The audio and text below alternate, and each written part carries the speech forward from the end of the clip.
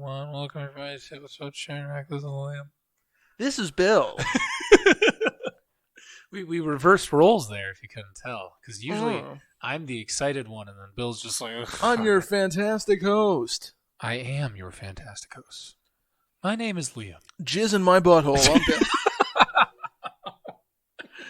So today we are going to be doing a debate hour. This is Debate Corner. We're going to take controversial issues from tabletop gaming.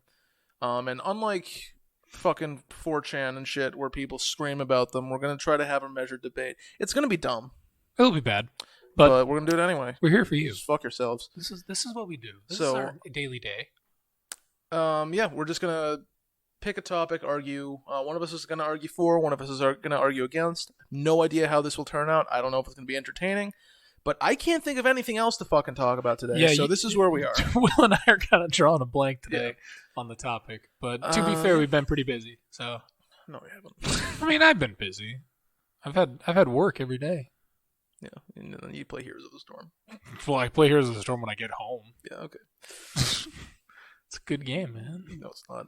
I'm a federal agent, Will. All right, you know what? Debate topic number one. Heroes of the Storm, bullshit or not. Good game. I played it twice and both times sucked. It's because you're bad at the game. Because it's just not fun. I have no desire to get good. Well, that's the issue then, is that you immediately said no. You were like, I play two games, and you're like, that's no. not immediately saying no. That's I gave it its due diligence. If I have to play more than 2 games to get the game or have fun, that's a fucking lie. Then it just sucks. I'll have you know, first time I played League, I hated it.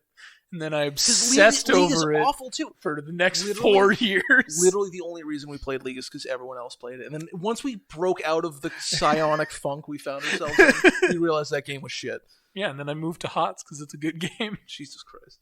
All right, topic 1 actually, paid GMs. So, this is kind of exactly what it sounds like. There's been a, I guess, recent trend of people hiring DMs for like an hourly rate or whatever. Some people think that this kind of devalues a game. Some people don't give a fuck. So we're gonna argue for and against that. I will be on the for side. I genuinely do think paid DMs are not a problem. I will be against, and I would say I'm more ambivalent to the issue, but I can think of reasons why it's not the best, so I will be on the against. And we're just going to make it clear, by issue, we mean that people bitch about it online. Yeah. Most people don't give a fuck. That's kind of the case with all of these issues, because they're really not important. But we're trying to draw in the viewers. Yeah. We're trying to get that view count. Get that YouTube all about money. that Podbean grind. That's why we've been absent for a few weeks. Right. We're gonna have to grind again to try to get our viewership up. Yep. Anyway, so we were international, Will. So opening arguments. Who goes first in the opening arguments? I'll go first. Sure. I will lay out my basic argument. And I'm going to basically just say the simple reason why I think it's not that great, and then I'll hand it over to you. You can give your opening argument. Yeah, and then we start slinging shit. And then we start slinging shit. Great. So my opening argument is that I don't think, personally for me, I just want to make this clear, I'm more ambivalent on the issue. But for the purposes of this argument, I think paid DMs are not that great just because it kind of does devalue the game a little bit. While I think it can be helpful if none of your party wants to be a DM, I think at the same time, if none of your party wants to be a DM, like either none of you have tried to DM and therefore none of you have really found it rewarding because you haven't tried, or maybe you have tried and none of you liked it, but at that point it's just kind of like you still don't necessarily have to pay for DMs at that point. Like there's other avenues you can go. Or maybe that's just not the right group. Mm-hmm. Okay. Opening arguments for the for side. One, I think value in a game is very subjective. And while your group might be great and have a fantastic DM that you don't have to pay, that you can't apply the same argument to every group. And there are going to be some groups where they struggle to get a good DM together. And I think in that case, if everyone's willing to pitch in, a paid DM is valuable. 2, sometimes your DMs just aren't good, and like maybe everyone in the group recognizes that, and maybe everyone understands that you'd have a much better time if you paid someone who's a professional at this to do the DMing job for you rather than trying to suffer through someone else trying to learn the ropes. So those are my two main arguments. And then a third argument is just like anything that lets you profit off of your hobbies, I think is valuable. I think it's cool that people can make money off of this, and I think it's cool that it's maybe not a profession, but like it's a way for someone to not exploit. What's the word I'm looking for? I have no idea. Make something of their skill set that they've gathered in learning to be a good DM. Use, I guess. Just use their skill set. like, couldn't think of the word use. We're off to a great start in debate corner. Alright, so let's sling shit. You're fucking dumb. Go fuck yourself. Listen here, you little shit. I'm gonna murder you. I will kill your Listen, family. I will die on this molehill. Oh my god, I'll be able to actually use that phrase today. Dog. Alright. So, I'm gonna take a little issue with what you gotta say. Alright, let's hear it. So here's part of my thing, is that when it comes to like, I feel like a lot of what makes DMing so, I guess, vital and also so dynamic, I guess is the way to put it. Yeah. Is that you, your group, and your DM all kind of build up this like, what's the right word? Rapport. Not rapport, like shorthand as well, and like there's chemistry, group dynamic that you all kind of build together as you play through. You are, yeah, thank you. Bag. I mean, I told you the word use. Go fuck yourself. I gave you the word use, and I feel like group dynamic and is a little paid for it threefold. But when it comes to, like the group dynamic is just so important, and I feel like now again, this isn't all the time, yeah, but I feel like a lot of the time, if you pay for a DM, they have to provide, more often than not, I feel more of like an equal service to everybody. Like, I guess unless that DM has been a long-running DM that you guys have continually paid over time and you guys have grown that rapport, it's a little different. But it's tough because, that's like a tough thing to try to keep funding. Mm-hmm. And because of that, you don't get to build that dynamic, and I feel like there's parts of the game that are almost kind of lost during that. Well, maybe, but you also have to understand that if you have a DM for a few sessions, they will start to build that rapport with you. And moreover, it's kind of like I said earlier, some groups just don't have that, where they don't have a DM that can adequately cater to the group's needs. And maybe, just maybe, this person they hire can fulfill a need that has been, up until this point, not fulfilled by whoever's been DMing. I guess, but I would say my response to that would be that when it comes to something as essential as DMing, I'm trying to think of my words here. Words is hard. I had an argument in my head, and you have made me lose it. So you're saying I won? No. Using my vast, sophisticated skill. Listen, I'm about to just pull presidential debate here.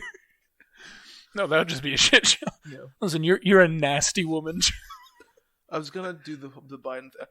I'll make the meme afterwards, but I'm very tempted to say something I shouldn't. That presidential candidate Joseph Biden said. Joseph R. Biden II. We're not going to get into actual politics because that's a mess. No, we'll be as apolitical as we can. That's bad, Chi.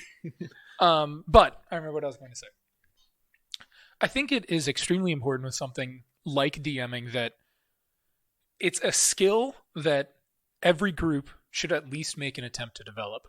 And I think every person in that group should at least make an attempt to develop. Because, A, you don't know who in that group, like, you might not like the idea of DMing at first, and then you're like, holy shit, this is actually really fun. Or you might have a lot of the skills that makes a good DM and just not realize it yet, and then suddenly when you start playing, you're like, oh, I am a good DM already. I just needed that avenue and like people who were willing to support me. So in certain ways, I understand your argument that that might not be always available, but I feel like people should at least make that attempt. Yeah, but what if they've made the attempt and everyone realizes they hate it, or realizes that like they don't, the games that they play aren't fun? What do you do then? Because I'm not arguing that paid DMs are for everybody. I'm just saying that, like, you know, there are definitely times and places for them. I guess my response to that would be that when it comes to people not having fun, that's more of a breakdown of communication.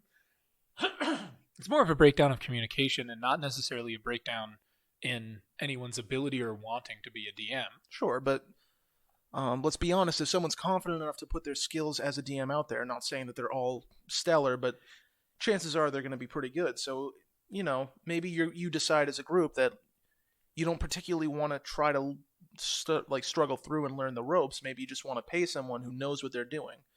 You know, maybe somewhere down the line you get inspired by this DM and you learn from them. But for the time being, you kind of just want to play the game and have fun. And sometimes that can be hard with a rookie DM who doesn't really know what they're doing at all. Yeah, but I mean, not everybody has the money either to keep paying for a DM.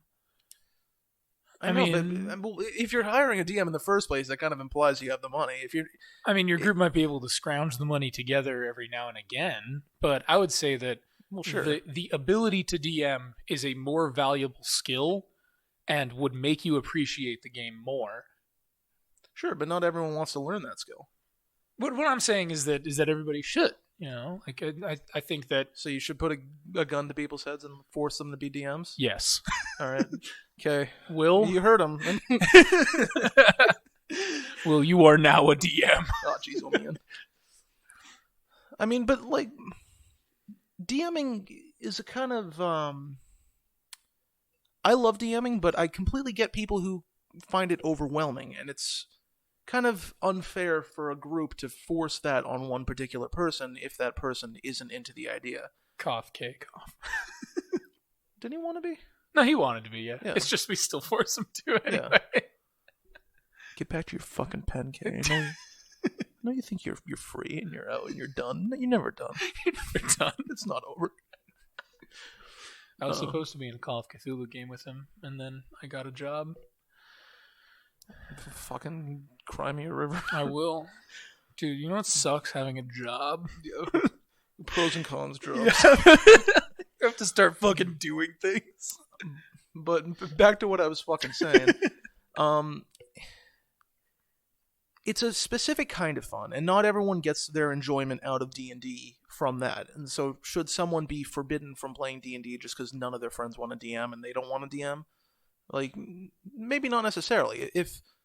If your group decides as a group that it is easier and more fun to just pay someone like $100 each week or however much it is That's a lot of money. Well, amongst a whole group. Well, how many? Well, let's say it's like 4 people a group, right? Like that's kind of the base usually. Yeah, $25. $25 a patient. You know, that's worth it to some people. I'm not going to break down the pricing because I don't know how that works. But, yeah. I mean, I don't know either. Yeah, I don't know if it actually is. DM myself. Yeah. Although our boys at Gehenna Gaming, if you ever want to hire a DM, they're solid. Highly recommended. Publius Decius. Publius Decius.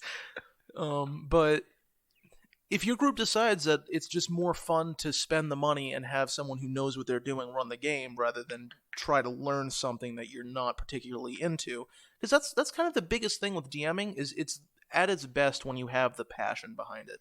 And if no one has the passion to run the game, then whoever you force to take the mantle is not going to have a good time, which means you in turn are not going to have a good time. So in those situations, it's more valuable to just pay someone to do it because then everyone is on the same page. The DM theoretically has fun because they're getting paid. And if they don't have fun, I don't know why they're in this profession to begin with. The players have fun because they have a veteran DM who knows what they're doing, and none of them has to put in all of this time and work. Because frankly, DMing is a fuck ton of work. There's some groups where that's just kind of not possible. Like, what if everyone's working? Everyone has like a 40-hour-a-week job, and like no one can really devote the time to writing a campaign every week. Like, maybe in that case, it's just more easy. It's just easier to pay a DM who can do all that work for you, so all you have to worry about is showing up every week and playing the game. Okay. I feel we've made our peace with that part of the argument. I have another part of the argument that I also like to attack. There you go. And that is... That's 5 words now. Yeah, 5 to my word. That's the metric.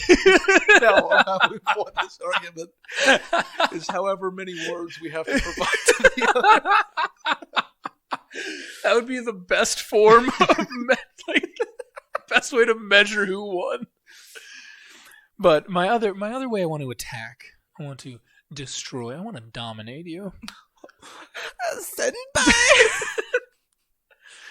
And I mentioned it a little in my opening arguments, is that I feel like adding money into it devalues it in a way. Just because, while sure, presumably the people who are being paid to DM want to DM, just because they're doing it doesn't mean that they're not the best, and it also doesn't mean that they're not just doing it for the money. Sure. Because there is a market out there for it, clearly. And while it may not be the most lucrative of markets, it's still there, and people might be like, oh, I could do that easy. And like they would do it just to try to make a quick buck. And ultimately, you and your group might not have as much fun because you're with a DM who is not really doing it because they care about it. That's fair. But I'd almost argue the opposite, that the money introduces a level of accountability. Now, the relationship is no longer friend on friend. The relationship is now customer to client. That's the same thing. Fuck, I can beat you to this word. Customer to patron. Fuck! Damn it. Or no. Patron to artist. I don't know. It's no longer a... It's no longer a tete-a-tete. Yeah, it's no longer a friend on friend. It's more of like a buyer-seller. Yeah. I'll just keep it easy. Wait. No, buyer-seller are different words. You're right. All right. Yeah, there we go. Customer business. It's a business transaction. Yeah. Yes. That's ultimately the point I've been struggling to make. You're welcome. All right, fuck. We're losing steam, boys. I think I've given you a number of words at this point. But that adds a layer of accountability that's not there, because like I've gone to like gaming clubs, or just even the easier example, if you roll up to your local game store and you just kind of sit down with a public group, if that DM sucks shit, you're not going to have a lot of fun. But they'd kind of...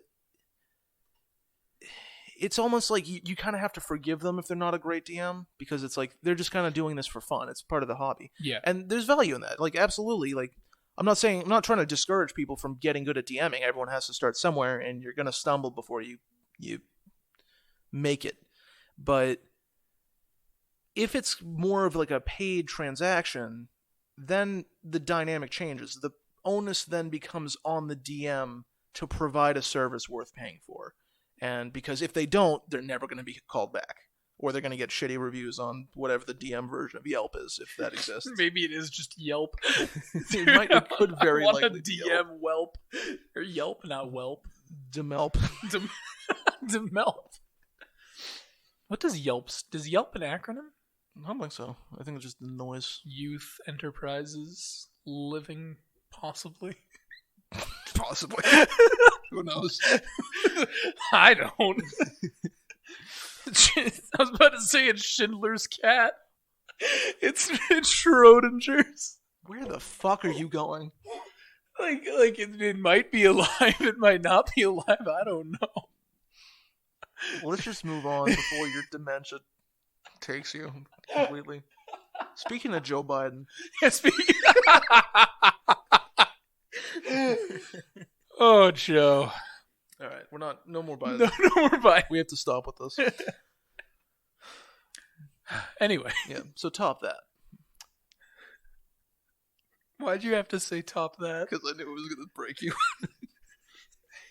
Now you've got me thinking of Teen Witch. I know. Top that. Top that. I don't really give a if you're trying to top that. I used to know all the words to that song I don't think you understand. Supersonic idiotic. Is it like, who would really want to go and try to top that? It's over. Just pack up and go home. Oh my god. You're welcome, everybody. Look up Top That Teen Witch. It's the fucking best. Here, let's try to keep this rolling. All right. Where were we? Oh fuck. Customer business relationship. Yeah. It's a business transaction. Yeah. But like, that's kind of my issue with it, is like thinking of it like a business transaction, I feel like almost takes away a lot of, I guess, the intimacy of the game itself. Because now it's like, let's say, for instance, like as games often do, you might start running over time. It's like, oh man, now if we want to keep playing, we're probably going to have to start paying him more or her more. Yeah. But I don't know. I think anyone who is confident enough in their DMing skills to request money for it knows what they're doing enough to not make that a problem, you know? Well, I guess you would hope. Yeah. But and again, if they're very clearly trying to fleece you, then don't hire that DM again. That's kind of the nice thing about business transactions, is like it goes as far as you want it to. And when you're done, it's done. And it also, I think that kind of level of impersonality makes it a little bit easier if, for whatever reason, you hate the DM you've hired. Like, because let's say the DM is your best friend in the world, and you frankly hate what they're doing, and playing with them is a misery. So not you. So basically, Liam. Listen. Fair. I wasn't actually trying to take a crack at your DM skills. I wanted to make you feel bad about how your existence. Yeah. Okay. Listen, why don't you just go fuck yourself? Yeah, kill yourself. But I have to stop derailing myself. I know, and you're fucking. I am my own opponent at this point. I am my greatest threat. But if they're, say, your best friend, like, telling them you don't want to play in their game anymore is it's tough. It's hard. It's hard to do that, and it's hard to find the sort of friend who can take that in stride and not like take it as a personal affront. That is something I will say Kay is great at. Mm-hmm. Because when I had to tell him that I wasn't able to be in the cock game anymore, like I was really worried that he was gonna be like really upset with me, that he was gonna like be like, I mean, I knew he wouldn't like lash out at me or anything, but I was worried he was gonna be really upset. But he like really took it in stride, and he was like, "Don't worry, like things just happen." And I'm like, you know what, that's chill. Yeah. So if you have a friend who's like that, who can take it, it's pretty nice. But it's still like a really scary thing. Yeah, and you don't like to do that. Yeah. But if you're hiring this person, like, you owe them nothing. You've done your part, and if they don't deliver an experience that you feel is worth the money you gave, then you have absolutely no obligation to hire them again. You can just say, no, I'm sorry. I guess my question then is, how do you vet a DM? Like, because that's sure. Ultimately that's going to be one of the biggest issues when this, I'm not going to say if, I'm going to say when this eventually becomes a much bigger thing than it is now. Okay. Because obviously right now there's a lot of like pockets where, like, for instance, Gehenna Gaming takes care of like a lot of New England, and in particular like a lot of like the Boston area, and they're kind of like one people who have this pocket. Mm-hmm. But eventually this is going to become like a much bigger thing. Yeah. For better or for worse. And when that happens, I think that it's going to be really difficult to be able to tell who a good DM is, who a bad DM is, and one bad experience, especially if it's your first experience, could easily sour you to either the game in general or at least paid DMing. And then at that point, you're stuck with your friends again anyway. Sure. But that's a risk that you take even if you're playing with your friends. Like maybe your friend who's not the best DM runs it and you have a miserable time and you're like, oh, this game just sucks. It might not be the game that sucks, it might just be your friend's inexperience, but like you still kind of get that takeaway. And I get I'm not trying to be a sophist and like, what is this? Steer away from what you're actually saying. And I don't even know what a sophist is. You don't even know. I'm an uncultured swine. Yeah. Not even STEM. Not even STEM. But I'm just saying, technically neither are you. Psychology, sweetie. It's a science. You're voting for Bernie Sanders? I'm fucking him. We are different. I'm not going to let you break the But with a DM, like, I made a joke about Demelp or Yelp or what have you, but like, I mean, if it's a business, there does exist that kind of, I guess, review ability, or like, just word of mouth. Like, if it's the guy who posts himself up at your local game store and runs games for $50 a weekend or whatever, and you just talk to people and you can hear like, oh yeah, it's kind of not worth it, or no, he's fantastic. Do it every time. And yes, there is always a gamble. I mean, that's kind of inherent, but like, I feel like that gamble exists no matter what in any aspect of this hobby. So, yes, you're losing money, which blows, but at the end of the day, I think it's easier to sever that kind of relationship.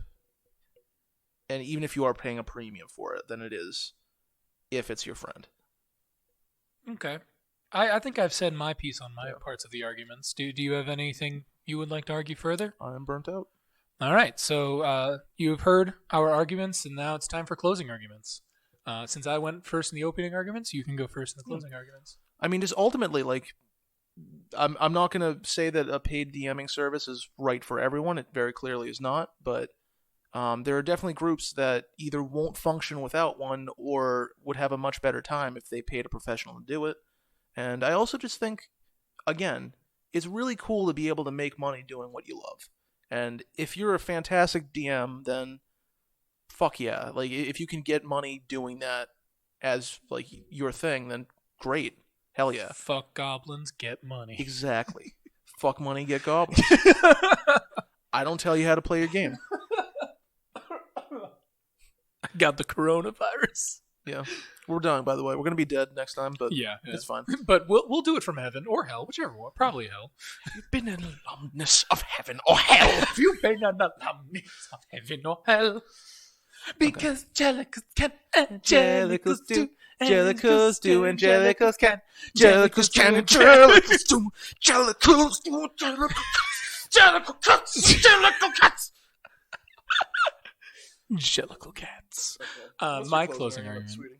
I think that ultimately, while it may seem like a good idea on paper, it will, I think, eventually devalue the skill of DMing and devalue people's willingness to become DMs, particularly because people will be like, oh, I can just pay a DM to DM for my group, so none of us need to learn the skills. All right. So that. We've made our arguments. We've said our piece. It is now up to you to decide who wins. And again, I was like, I'm pretty ambivalent myself on this issue. I kind of lean more towards 4, but the arguments that I posed are things that I am legitimately worried about. Yeah.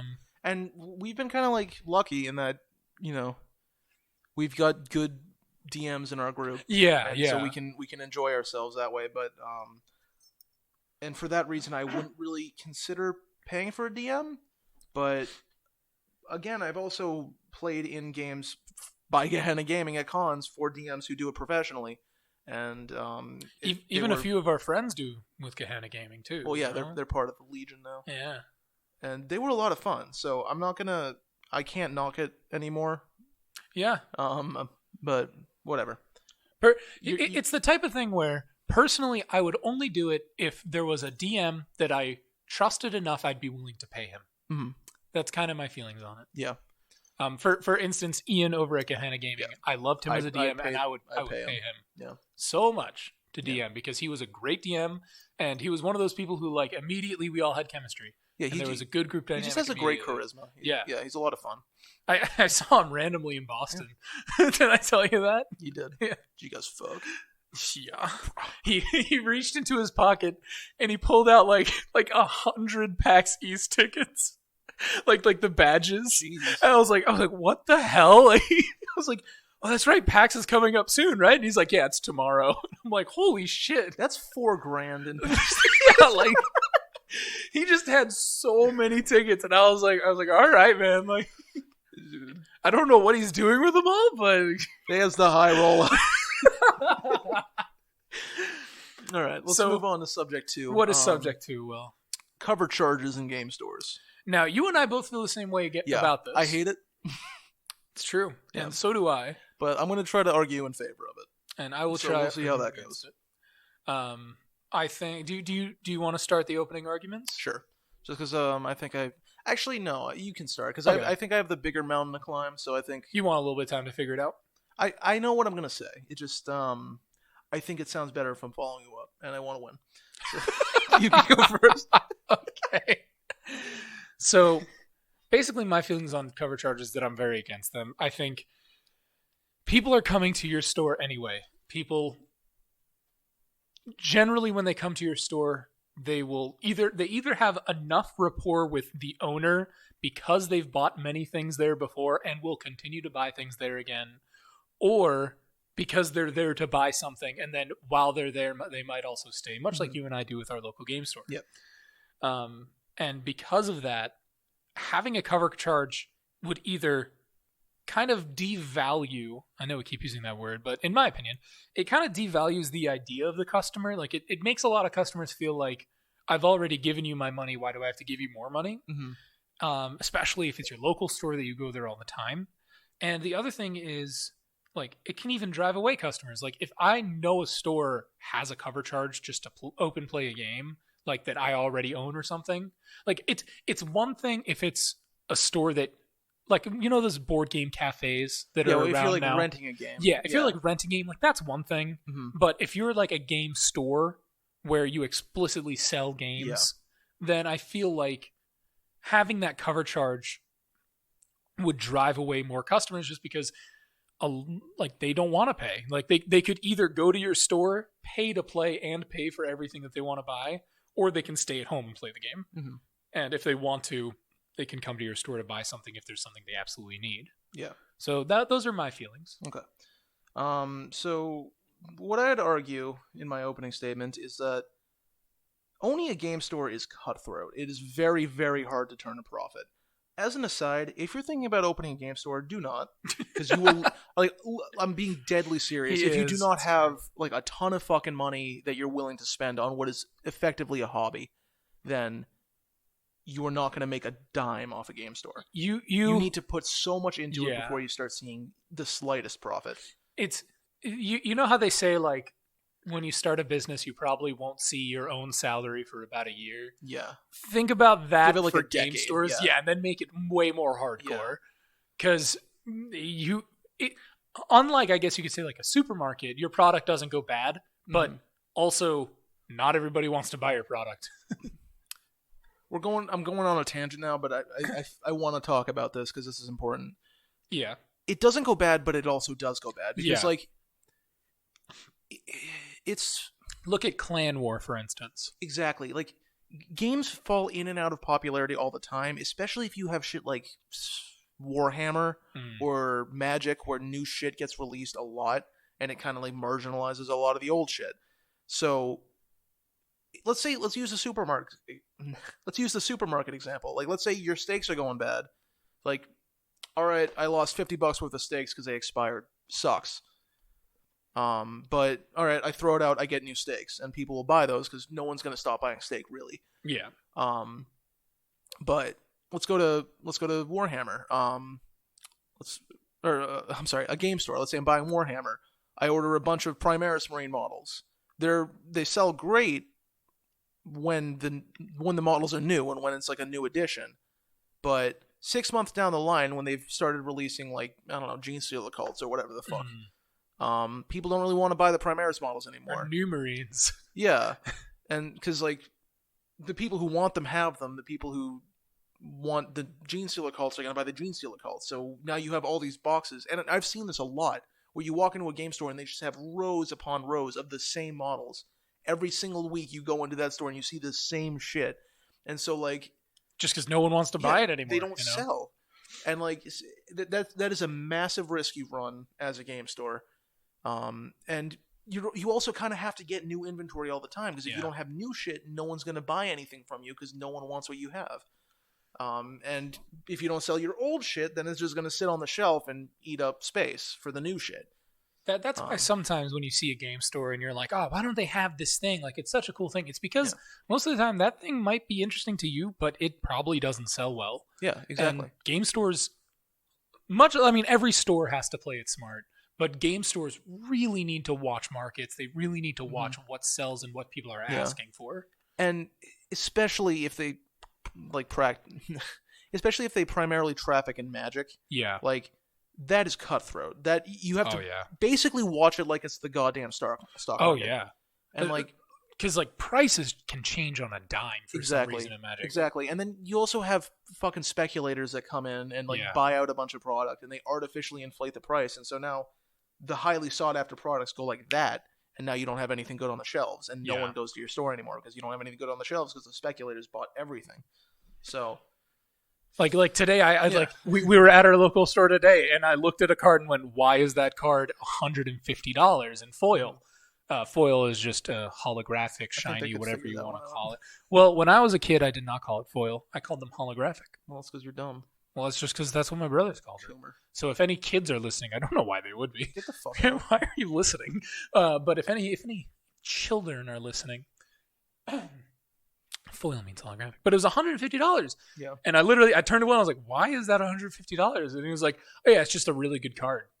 I had no idea why because I hadn't played Magic in years. But card is Dak Faden for those. Yeah, Dak Faden. I stopped playing around when I recognized his art, but I didn't know what he did, and I didn't know why he was good. Yeah, and then there's also the fact that game stores have to compete with fucking Amazon. Oh yeah, and Amazon can get things out to you within 2 days, and it's going to be usually at least 20% below the MSRP. And unless you don't know how they do it. Well, I don't know how they do it. But borderline slave labor is how they do it. But a game store, unless they're super well established, can't really go below MSRP at all. And so they're already losing a ton of potential customers just because of the fact that it's more cost efficient and they don't have to go to the store to get what they need. Mm-hmm. And for that reason, I think that I can see an argument to be made that a cover charge is a necessary evil, because you ultimately cannot play whatever game you want to play at Amazon. They don't have stores. I mean, they might have stores soon, but they're not going to have play spaces. You can't play Warhammer at Amazon. Imagine going to the fucking warehouse. Just roll up like Papa Bezos. We're throwing down. I challenge you to a duel for Amazon. The world is Yu-Gi-Oh! Rules now. I am Seto Kaiba. But it's hard enough to turn a profit as a game store. So it's hard enough to turn a profit as a game store that sometimes to make the rent, you might have to do something like that to just bring in those few extra dollars you need to get over the hump. And my other main point is that there are a non-zero amount of people who kind of come to a game store and don't buy anything, and they just kind of eat up space. And I'm not saying that you should toss people like that out, but because most of the time it's kids who don't have money. But at the same time, if you have limited space, that's kind of a problem because, again, it's hard to turn a profit. So if your already limited space is being taken up by people who aren't really contributing anything, then it's very hard to justify not charging those people to play there. Especially if you're providing them a service, you're providing them a place to play, and they're not really giving you anything in return. So I guess now we're no longer in debate corner because I want to start into mediation corner. Okay. We are going to mediate this problem. And we're going to come to a solution together. This is unprecedented. It is. What if it was something like this, where instead of having that hard line pay to play base, why wouldn't you just make it something like if you were to buy something, then you can play? Yeah, I think that's a lot more reasonable. And at a first glance, that kind of gives me the same kind of feeling of revulsion that a cover charge does. But then when I think about it, it's no, that's honestly very fair. If you were to say you can't use this play area unless you buy something, that wouldn't bother me at all, because chances are if I'm coming to your store, I'm going to buy something. Yeah. Even if it's just something small like a snack or a soda for $1, okay, cool, fine. I mean, we buy Sody Pops at our local store all the time. Yeah. They also got good soda pops there. They got stalwarts, man. That's legit. That's legit. Whew. I think another possible solution would just be to offer more with the cover charge. Like, maybe say like, okay, yeah, you need to pay $10 if you want to use the play area, but with that you get like, oh, we have a Keurig machine, you can have some coffee, or we have a bunch of games you can rent. Yeah. And just stuff like that. Or like, even if you just have a bunch of like RPG books on the shelves, like if you have access to our library if you pay. Like, okay, then you feel like you're not getting like fleeced. You feel like okay, there's a reason for that charge. Yeah, this is more of a premium. I'm paying for something. And while that might drive off your kind of like weekly D&D group who probably already has all the books they need, maybe you attract more of like the casual player or those kids, who or parents who come in with their kids looking for a game to play. They can be like, oh, let's try this. Let's see how this goes. Yeah. So I think there are definitely ways to do it that aren't kind of slimy. Yeah. Well, because that's kind of my big issue. It just feels gross, yeah. Because I feel like if you charge that cover charge, sure, kind of what you were saying is that it's tough to live in that kind of market because it's just a tough market to begin with. But at the same time, charging like I think the store that you went to is what, like a $10 fee to play? Yeah. Like that's like a good chunk of change. Yeah. And in terms of game store, what made that especially egregious for me is that I had just bought a bunch of shit. Like I bought like $25 worth of shit. So like, you really telling me I have to pay you more to use your play area? Are you kidding me? Like, come on. Like, even if you count like cost of purchasing the merchandise over like you paying like the net profit they would gain. Yeah. Would probably have been equal to or greater than $10. Yeah. Another thing is, it just kind of like, I know I'm basically giving you this argument here, but like I don't care. There's no stakes. Wait, you promised me steaks. Well, I just threw them all out. They expired. You motherfucker. I'm not gonna serve you bad meat, bro. Listen, what if I want the bad meat? Wait till tonight. Baby. What the fuck was I saying? You were about to let me win. Well, you've won. I'm not gonna pretend that I have any ground in this argument. But I guess that's for the audience to decide. But it's just like two things with this. It's like, one, it should never be the customer's responsibility to stop a business from failing. And like when you introduce a cover charge, it almost feels like you're saying like, hey, it's your problem to make this business run. And like on some extent to some extent. My question on that is isn't that kind of the heart of every business, is that the customer drives the business? You're missing what I'm saying. Where it's okay, like, all right. The point of a business is like, you're enticing a customer. Like, look what we're giving you. If you give us our money, you get this. But if you do something like that, it's almost like, hey, we need to be here and you need to make us be here. You know? Okay, all right. I see what you mean. It's less on the business to deliver a good service and more on the customer to keep the business running. And that's like, yeah. I get what you mean. It changes the dynamic in a way that I don't think is good. And I get what you mean.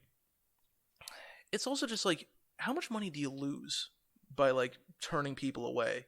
People that might like stay and spend money or like, that's what I was saying in my opening argument, is that if I walk in and I see like $10 cover charge to play here, I'm like, are you fucking kidding me? Like, I'm gone. I'm not especially when you can just go back home. Exactly. Like I've spent less money in gas getting to your store and then deciding to go home and play there. Like, and it's also like, you might make more money on the person who walks in for the first time. Like, I'll use this other store. I walked in, I spent some money, and then I'm like, fuck it, fine, because we were running Jack's like testing intro game to get into Gehenna. All right, I guess I'm spending the $10 on this cover charge. Fine, because I didn't really have much of a choice. But you can be sure as shit I'm never going back there. Yeah, like, because it's like, why? I'm not. If you're gonna do that to me, I'm not fucking coming. Especially when we have a store close to where you are, and we have a store close to where I am that don't charge a cover charge. Yeah, who don't do that shit. And so like, And the store that's here, like I go there every week, and I always buy something. I always spend like $50 fucking dollars, mostly because I have a problem, but but like also because I want them to do well. They're a great group of people, but I don't know. Ultimately, like I think that's what kind of kills a game store is when it feels like they're trying to make it about the business end of things rather than about the game and about the hobbies. Yeah. Which is, it's tough to do, but like I've also, exactly what I'm fucking talking about. I've also had managers who just come up and like tell us about the problems in their business unprompted, and it's just like, I don't care. It's very awkward. It's not my problem. That was the same guy who told us about, or who told Dan and I about his foot infection. Yeah. It was, we just wanted to play some kill team, and we did not need to know about his foot infection. You didn't. Well, I think I've made my peace with this argument. Yeah. I kind of conceded because I just can't believe in this cause. We made it, and we instead of taking it into a debate corner, we made it a mediation corner. Yeah. If some of you are lunatics out there and are still looking to create a game store, if you must include some form of cover charge, make it valuable. Don't just say like, oh, you can play here for $10, because that's like, no one really gives a fuck about that. You're not providing enough of a service, because again, you're competing with basically the innate desire to go home and play the game there. And think about it like this: like you are already if you're going to charge a cover charge, then you are in essence now trying to provide a service. Yeah. So, like you said, make that service worth it. And there's a lot of ways you can do that. There's a lot of creative ways you can do that. Mm-hmm. And especially when it comes to hobby games, especially, like, believe it or not, if you charged a cover charge, then for instance, it doesn't have to be necessarily RPGs. You could do something like Magic decks, where you could have just basic intro decks that people can pick up and play. Like, you probably don't need to put anything valuable in there because whatever reason, but like, if it's an intro deck, it's literally just there so people can pick it up and play or learn the game or do something while they're there that provides a service that now makes it worth it for them to go there. Yeah. And and in a psychology sense, it's like they're no longer thinking they have to pay to play the games they brought. Now your customer is thinking they're paying so that they can play games they otherwise might not have access to. Yeah. Well, you could even go like a step further and introduce like a premium kids club or something for like, let's say like cool kids. Yeah, let's not go there. Well, let's say like, all right, if you pay $10 a month, like you get like 10% off of something, or like, and then you can use the game area, and then you have access to all our games we have on deck. Yeah. And then like it feels like that'd be a better solution for two reasons. Because A, it's like it doesn't feel like a mandate. Yeah. It's like, all right, I can pay the one-time cover charge here, or I can like join the club. Yeah. And I can come whenever I want and have free reign of everything. And that CBC is worth it. Yeah. And also what that does is it encourages people to come back, because if they're part of your club, then they're like, all right, I'm already paying for this, I might as well go to this store now. Yeah. It's that idea of the returning customer. Yeah. And, I get 10% off all my books, so why don't I just buy books here? Yeah. If it's going to be roughly the same as Amazon anyway, I might as well go to this place I go to every week because I'm paying for it. Yeah. You dig? So it's like, make it worth it. Yeah. And make it overtly worth it. Like, yeah. Because if people don't understand that they get all of this with their cover charge, then they're not going to be willing to pay you, because they think they're just paying to be able to sit down. That was like the weird thing about the store we had back in the day, because like the owner changed it in this weird way that was like, if you liked it on Facebook, you got like 15% off or something like that. Or yeah, like, that's too much. Do you remember that? Like he just did this weird stuff that no one understood what it was doing and how it worked. Yep. He's a weird guy. Yeah. He might be arrested. He definitely got arrested at one point. Yeah, he got arrested once. Probably did again. All right, so you want to get one more topic in there before we wrap up today? Do you have a particular topic in mind? We are at about 50 minutes right now. We can do one more. Okay. I think. I can't think of another topic. Mostly because my brain's just dead today. Yeah. We can talk about the USP. Let's talk about speculators and if they're good or bad for a card game. I like the idea, but can I exchange it a little bit? Particularly with Magic. I would like to talk about the idea of whether not reprinting original cards is Reserve worth list. it. Yeah, that's perfect actually. All right. So reserve list. Do you want to be in favor or against the reserve list? Just to be clear, when you say reserve list, you means like cards that are no longer allowed to be in print because of their monetary value. I was gonna explain that, but okay. For or against? Against, personally. I mean, I'm against too, but I can argue for. I think you there actually are honestly some decent arguments for the reserve list. I think, and I know that's unpopular, but I'll do what I can. So for those of you who don't play Magic or aren't really into the scene, they printed a bunch of really powerful cards really Back early in the on day. that are broken as shit, and then they also printed a bunch of cards that weren't that good. But they put a bunch of them on this thing called the reserve list anyway, which basically means they're never, ever reprinting those cards. And what that has done is essentially heavily restricted the supply on cards that have a very high demand because they're rare and they're strong. So most, if not all of these cards are crazy expensive. Like insane. Yeah. Like Black Lotus is the one everyone knows that can go for like 30 grand under the right circumstances. Like if it's like what is it, like class 9? Yeah. Like whatever it's the class ridiculous. is. So reserve list. Let's start off with you. Or actually, you keep starting off, so I'll start off. Yeah, you go ahead. Okay. So I think the reserve list is important for two reasons. One, because people get serious about collecting Magic. People care about their collections, and these cards are valuable and they are worthwhile. So I think it's important that the values of these cards be protected. I think it's important that like you are confident in the fact that like if you have this Black Lotus from your childhood and you like treasured it forever, that like that's the Black Lotus. That's the only one that's ever gonna be in print. So you don't have to worry about like your Black Lotuses being devalued because someone decided to print another set of them. And it also means that like if for whatever reason you got into it later and you bought a Black Lotus for like $1,500 or whatever, it means that they can't just be like, boom, we're reprinting it. Now all that money goes in the fucking toilet. Like you have this nice thing, and like, admittedly, yes, it's not for everyone, but cards like that are not really seen in play very often. They're in very specific, very restricted formats that like really no one plays except for a few lunatics. So like you're not really missing out on the overall experience of Magic if you don't have these cards.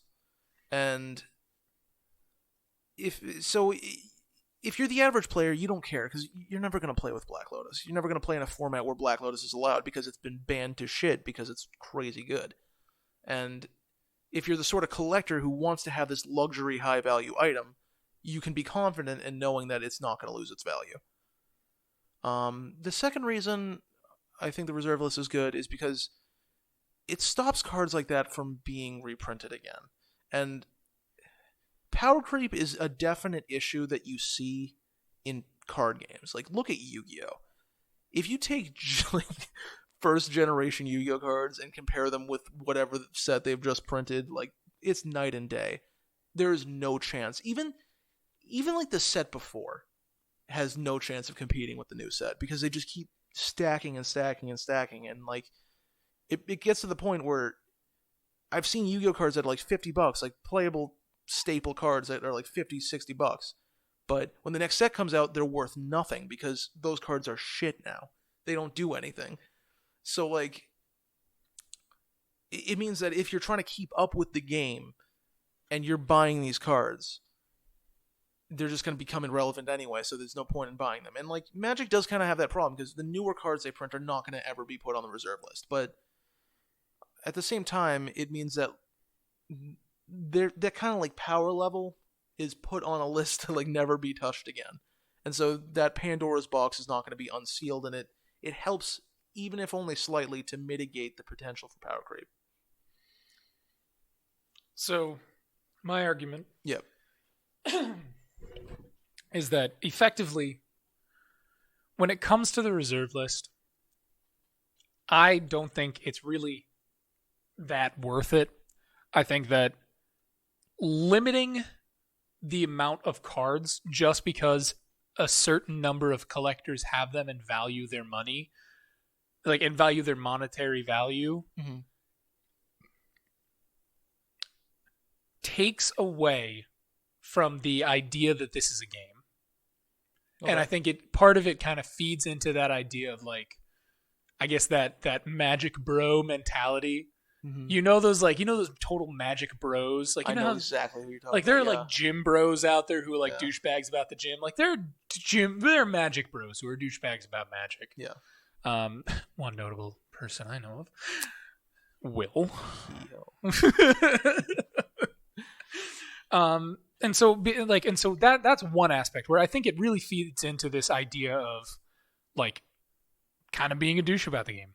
Two, I don't like the idea that these cards are no longer ever going to be in play, because that means that for me, who would never be able to afford it, the only way I could possibly have a Black Lotus is if I proxied it.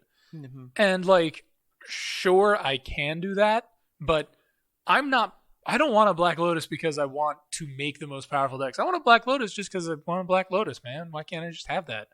And why can't I have these old cards that I was literally not alive to buy? Like, I feel like it's, in a way, it's taking away my ability to enjoy the history of this game because I'm not able to on that point access things. Unless you have another argument you'd like to make in your opening phase, I would like those are my two arguments for the opening phase thus far. Okay. So on that second point you made, do you want the cards because they're like you said, important in the history of Magic, or do you want them because you don't have them, or because they're valuable, because they're on the reserve list? You know, I think having them on the reserve list inherently gives them a lot of value and a lot of intrigue, if you will. I want them because they're just old cards. I mean, there's plenty of old cards that I have down in my basement that I'm just like, I like having this because it's an old card. Like, it's either from Alpha or it's from one of the sets after Alpha that they reprinted a lot of old cards. And I'm like, this card sucks now, but it's an old card, and I like having the old cards. Well, by that token, there are plenty of old cards from Alpha Revised that are still around that you can get for cheap. Like, I bought a playset of Revised Lightning Bolts for like $1 each back in the day. And then, like, that's a decent card, and I could get it for a very affordable price, and it was a cool piece of Magic's history. But, like, you know, at the same time, I don't need to have a Black Lotus. I'm never going to use it. I'm not going to... I mean, neither do I, but I feel like still restricting someone's, I guess, I don't want to make it about this, but restricting someone's freedom to have... I'm a sovereign citizen. I am a sovereign citizen. Listen, I want a state-mandated Black Lotus for everybody. I want a government mandated big titty Black Lotus.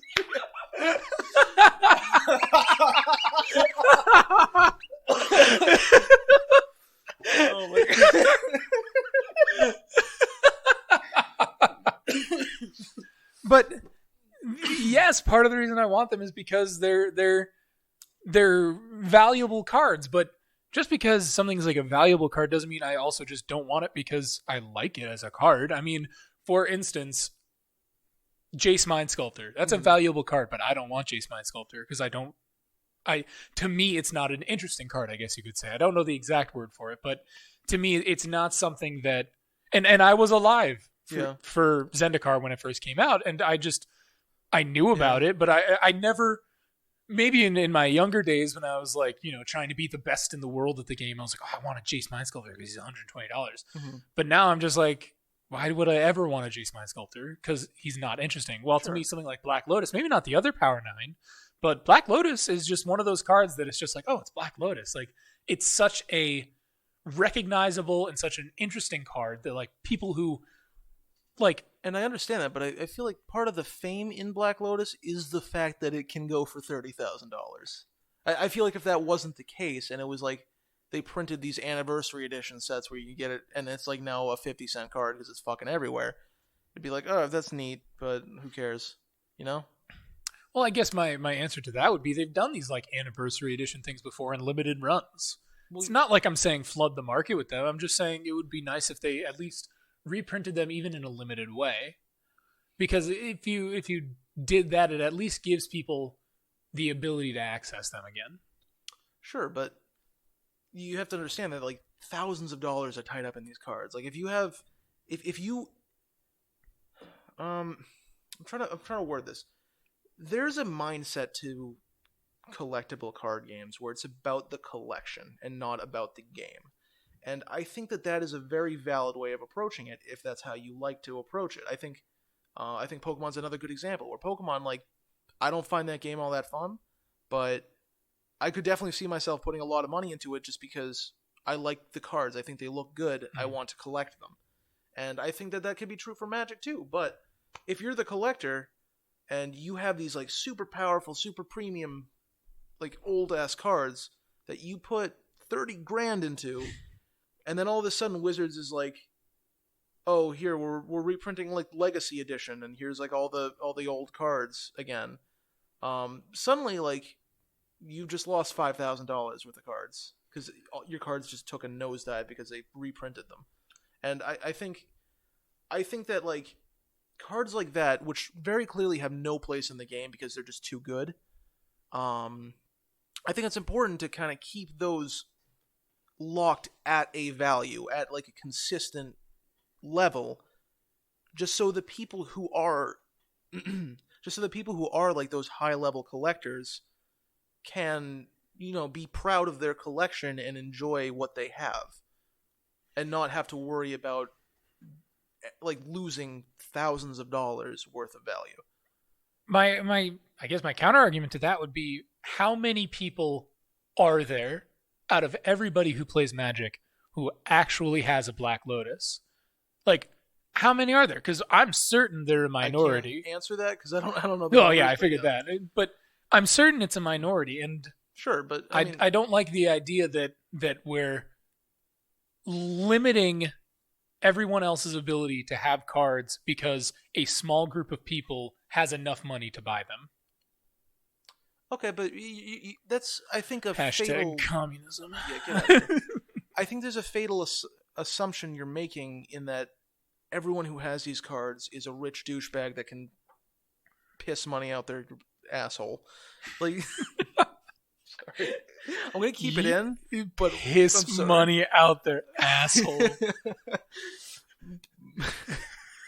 But like, let's revisit the aforementioned like guy that played Magic in the '90s and kept his cards, and then realized like, holy shit, my Black Lotus is $5,000. Amazing, that's so cool. I want to keep this because, you know, it's just it is nice to have something of value. It's hard to describe it, but like owning a valuable thing feels good. It's hard to describe it because I'm just so wealthy. But, you know, having loads of money. I have no money. I'm never affording a Black Lotus. Having something that just costs more than a small home, it makes me feel powerful. I mean, honestly, it does. Why do you think people buy jewelry? It's because it feels good to have that. Like, it reminds me. Have you seen that image that's like, is this some peasant joke that I'm too rich to understand? I don't know what you're talking about. But you've never seen that? I have not. We're going to move on. I'm going to find it while we're moving on. But you today told me that you invested in gold, right? Yes. Part of that is because that's a good investment. But part of that, like, doesn't it feel good to have some gold? In a weird way, I guess it does. Yeah, exactly. Like, it's not... There's nothing wrong about having something valuable. So... Okay, Is this some peasant joke that I'm too rich to understand? Thank you. It's hilarious. The fact that you are not cackling on the ground right now. I'm mid-sentence when you're doing this to me. That's why. But like, there's nothing wrong with having a nice thing, and there's nothing wrong with people who have something nice and something valuable. And even if you can't have that, like, I'm sorry, maybe. I don't know where I'm going with that. I don't want to make it a weird political issue because I know it's going to devolve into that. But like, there's no reason to fuck over someone who has something nice and something valuable just because it's not accessible, you know? And like if these cards were crucial to Magic and like you can't have a deck without them, like it's the same reason I hate speculators, is because like they take cards that are crucial to good decks and they lock them behind these paywalls. But with shit like Black Lotus, with shit on the reserve list, you can't really play with them at all. So like what the only value is in having them for their own sake. And in that case, I think the value should be preserved. And that there's a point to it. It's not just like, oh, you're locking players out of the game. Because, again, you're not going to play with a Black Lotus because it's banned and it's bullshit. So, your average player, I'm going to keep saying this because I think that that's kind of the crux of my argument. Your average player does not care about having Power 9.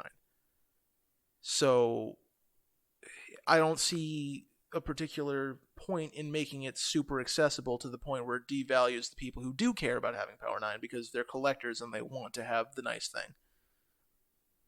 I think I've made my peace with this argument. I have too.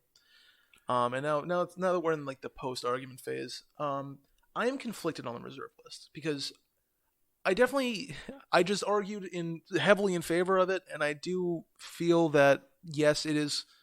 The cards on the reserve list, like, I don't care about them. I'm not going to play them.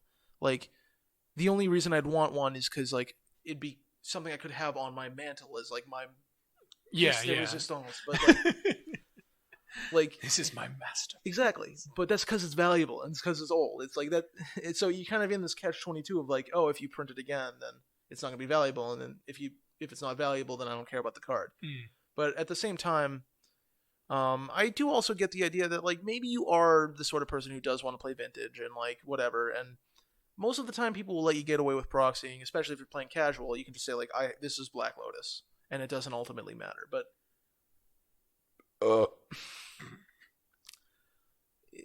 like, maybe you do want to try Vintage out, and in that case, yes, it is stupid that you have to put down the price of a fucking card to get a deck that works. The price of multiple cards. Yeah. And I didn't mention these earlier because they didn't help my argument, and so I chose to ignore them. But there are a lot of cards on the reserve list that aren't strong and they aren't really valuable. They're just on there because they're old. Just like, what is it? Like shit like Mahumadi Jin. Or no, that got removed, I think. I don't know. There's a lot of old cards on the reserve list that just, like, they don't have any relevance on the game. Not because they're super strong and need to be banned, but because, like, they're super weak and no one gives a fuck. And in those cases, like, they don't need to be on the reserve list. All that does is drive up price just because it's on the reserve list. And, like, they're not collectible, they're not super special, they're just there. And there's no reason to be there. So... like demonic hordes, for instance. Yeah, like, who the fuck is gonna... It's 3 black, 3 generic. Tap it, destroy target land. But at the beginning of your upkeep, unless you pay 3 black, tap demonic hordes and sacrifice a land of an opponent's choice. Yeah.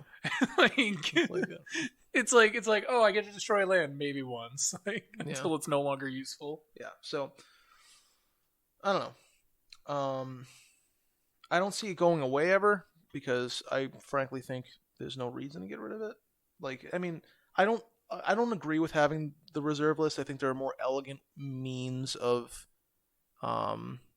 countering power creep, but I also don't think like it has a huge problem. I don't think it's a huge deal in the overall health of the game. I think the more pressing matters are like people like speculators who drive the prices up and treat Magic like a fucking stock market.